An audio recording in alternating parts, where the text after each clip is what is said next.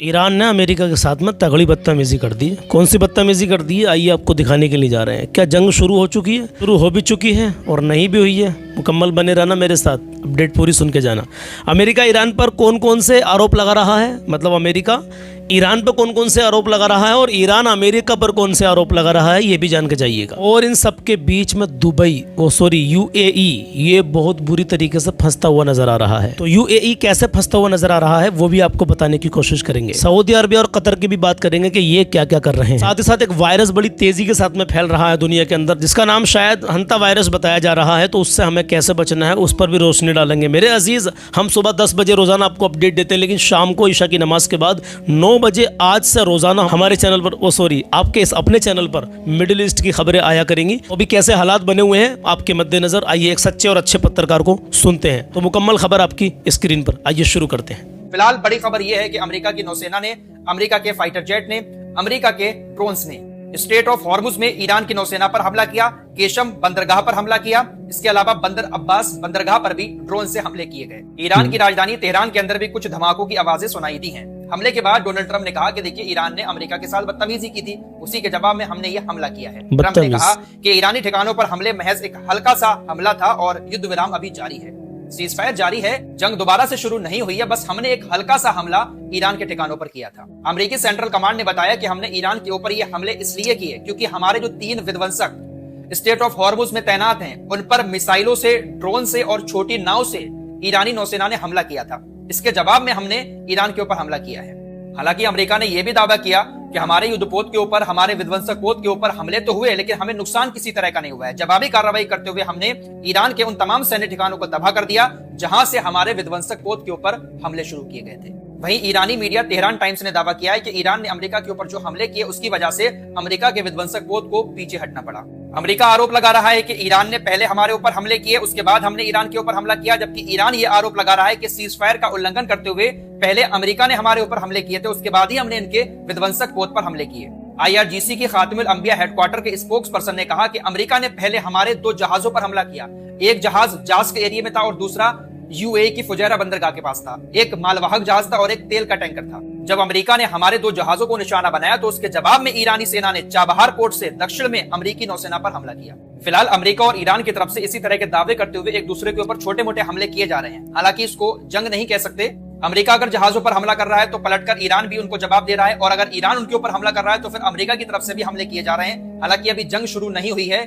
Donald Trump ने कहा है कि सीजफायर लागू है, बस हमने छोटा सा हमला ईरान के ऊपर किया था। वहीं दोस्तों, यूएई को ईरान ने अपना दुश्मन देश घोषित कर दिया है। आप लोग 3-4 दिन से सुनते ही होंगे कि यूएई की तरफ बहुत सारी मिसाइलें जा रही हैं। यूएई स्टेटमेंट जारी कर रहा है कि हम मिसाइलों को मार रहे हैं, मोबाइल पर अलर्ट आ रहे हैं। यूएई की फुजैरा बंदरगाह पर ड्रोन अटैक भी हुए हैं। हालांकि ईरान ने इन तमाम हमलों से इनकार कर दिया कि हम यूएई के ऊपर हमले नहीं कर रहे हैं। लेकिन रात जो ईरान के ऊपर हमले हुए हैं, ईरानी बंदरगाहों पर और तेहरान के अंदर, ऐसी जानकारी कथित तौर पर सामने आ रही है कि इसमें यूएई भी मिला हुआ था। ऐसा दावा किया जा रहा है कि यूएई ने अपने लड़ाकू विमानों से अपने देश का झंडा हटाकर ईरान के ऊपर हमले किए, अमेरिका का साथ देते हुए। इसीलिए ईरान ने यूएई को अपना दुश्मन देश घोषित कर दिया है। ईरानी संसद की राष्ट्रीय सुरक्षा समिति के अध्यक्ष अली खेदरियान ने कहा, इस्लामिक गणराज्य अब यूएई को पड़ोसी नहीं बल्कि अपना शत्रु अड्डा मानता है, यानी दुश्मन का अड्डा मानता है। इजराइल ने यूएई को इस जंग में बहुत बुरी तरह से फंसा दिया है। इजराइल ने यूएई के अंदर अपना आयरन डोम तक तैनात कर दिया था, भरोसा दिलाते हुए कि हम आपकी रक्षा करेंगे।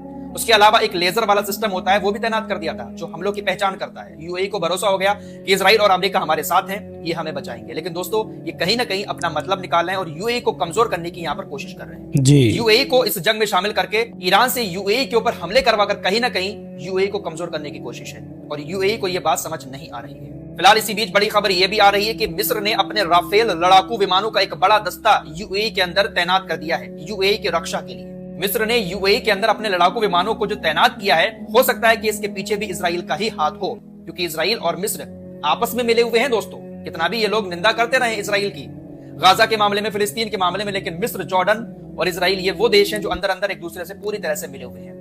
हो सकता है कि इजराइल के कहने पर ही यूएई के अंदर मिस्र ने अपने लड़ाकू विमान तैनात किए हों। वैसे गाजा के लिए कभी लड़ाकू विमान तैनात नहीं किया मिस्र ने, बातें बड़ी बड़ी करते रहे, लेकिन राफेल लड़ाकू विमान यूएई के अंदर तैनात कर दिए हैं ताकि ईरान अगर कोई हमला करता है तो उसको रोक सके। आइए अब सऊदी अरब की बात कर लेते हैं। कल ही अमेरिकी मीडिया ने यह रिपोर्ट दी थी कि सऊदी अरब ने मना कर दिया है अमेरिका से कि वो अब ईरान के ऊपर कोई ऑपरेशन ना चलाएं। अगर आप ऑपरेशन चलाते हैं स्टेट ऑफ हॉर्मुज को खुलवाने के लिए, तो हम अपने हवाई अड्डों का इस्तेमाल आपको नहीं करने देंगे। सऊदी अरब और कुवैत जैसे देशों ने प्रतिबंध लगा दिया था, लेकिन 6 से 8 घंटे के अंदर ही कुवैत और सऊदी अरब ने जो प्रतिबंध लगाए थे उसको हटा दिया। अमेरिका ने रात जो हमले किए हैं उसके बाद खबरें आ रही हैं कि सऊदी अरब और कुवैत ने अब प्रतिबंध हटा दिए हैं। अमेरिका अब उनके हवाई अड्डों का इस्तेमाल कर सकता है, जो बेस बने हुए हैं उसका इस्तेमाल कर सकता है, उनके एयर स्पेस से ईरान के ऊपर हमले कर सकता है। ऐसी चीजें अब सामने आना शुरू हो चुकी है। इन अरबी देशों के अंदर इतनी हिम्मत है ही नहीं कि वो अमेरिका और इसराइल को उनकी जगह इस्तेमाल करने से रोक सके। अब सबसे बड़ा सवाल यही है, क्या राष्ट्रपति डोनाल्ड ट्रंप ईरान के साथ फिर से पहले जैसी जंग शुरू करेंगे? वैसे मुश्किल है। अमेरिका की खुफिया एजेंसी CIA की एक रिपोर्ट सामने आई है। खुफिया जानकारी से यह पता चला है कि ईरान के अंदर इस वक्त जो पैसे की दिक्कत चल रही है, आर्थिक कठिनाई का सामना जो ईरान को करना पड़ रहा है, वो सिर्फ 3-4 महीने तक है।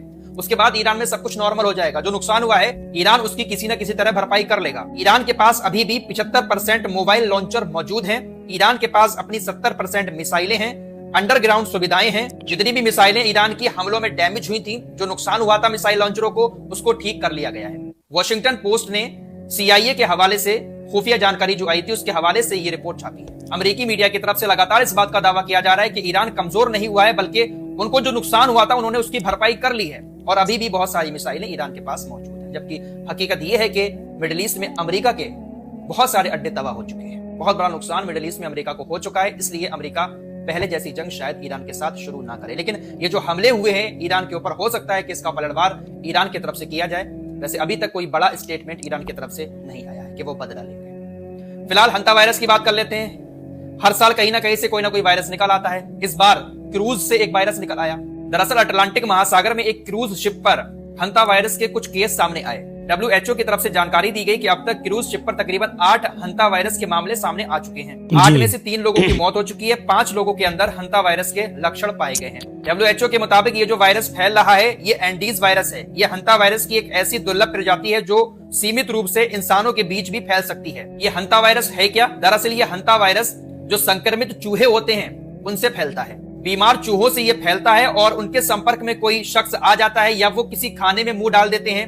कोई संक्रमित चूहा, बीमार चूहा कोई चीज खा लेता है, वही चीज इंसान खा ले, तो इन सारी चीजों के जरिए इंसान के शरीर में यह हंता वायरस पहुंच जाता है। क्रूज शिप पर इसी तरह से तकरीबन 8 लोगों में हंता वायरस पाया गया। शायद क्रूज पर चूहे होंगे, चूहों से हंता वायरस फैला और 3 लोगों की मौत की खबर भी है। WHO ने कहा है कि जो लोग क्रूज पर हैं अभी, सबसे पहले हमें उनकी देखभाल करनी होगी, क्योंकि वो लोग अगर इधर उधर चले गए और उनके अंदर लक्षण हुए तो इंसानों से इंसानों में यह हंता वायरस फैल सकता है। अब इसके लक्षण क्या है? लक्षण वही सर्दी, खांसी, जुकाम, तेज बुखार आना, मांसपेशियों में दर्द होना, कभी कभी लीवर में पानी भी हो जाता है जिससे इंसान की मौत हो जाती है। तो यही सारे वायरस के लक्षण हैं। ये सारे वायरस के लक्षण हैं। लक्षण के साथ साथ आपने वॉर के रिलेटेड भी खबर सुन ली मेरे अजीज़। लेकिन वायरस का मामला ऐसा है, आपको इस मौसम में कोई सर्दी, जुकाम, खांसी वगैरह हो जाए तो लापरवाही बिल्कुल ना करें मेरे अजीज़। जितनी जल्दी हो सके अपने नज़दीकी डॉक्टर को आप दिखाइएगा। आपने इस खबर को जाना, बहुत शुक्रिया आपका कि आप यहाँ तक रुके रहे। इस वीडियो को जो है 1-2 जगह शेयर भी कर सकते हैं। अल्लाह आपको सलामत रखे। मैं दुआ करता हूँ अल्लाह हमारे वतन अजीज़ हिंदुस्तान में भी अमन और सुकून अता फरमाए और पूरी दुनिया में मौला अमन और सुकून अता फरमाए। या अल्लाह अमन और सुकून अता फरमाए। या अल्लाह अपने हबीब के सदक़े में अमन और सुकून अता फरमा। आमीन या रब्बल आलमीन। आमीन कहें क्योंकि पता नहीं किसके आमीन अल्लाह की बारगाह में कबूल हो जाए। अपना ख्याल रखिएगा। मिलते हैं अगली किसी और अपडेट में। अपना ख्याल रखिएगा। अल्लाह हाफिज़। अस्सलामु अलैकुम।